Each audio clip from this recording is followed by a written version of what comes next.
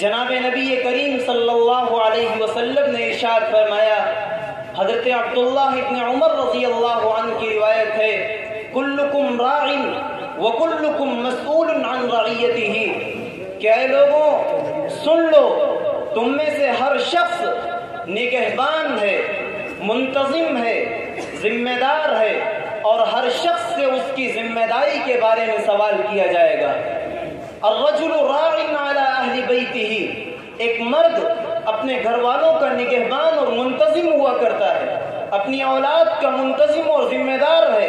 اس سے پوچھا جائے گا اس کی اولاد کی تربیت کے بارے میں، اس سے پوچھا جائے گا اس کی اولاد کی تعلیم کے بارے میں۔ اور ایک عورت اپنے گھر کے بچوں کی نگہبان اور ذمہ دار ہوتی ہے، اس سے سوال کیا جائے گا اس کی ذمہ داریوں کے بارے میں۔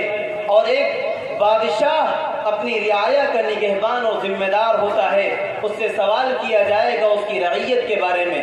اس لیے ہم میں سے ہر شخص ذمہ دار ہے، اور ہر شخص کو اپنی ذمہ داری کا مکمل پاس و لحاظ کر لینا چاہیے۔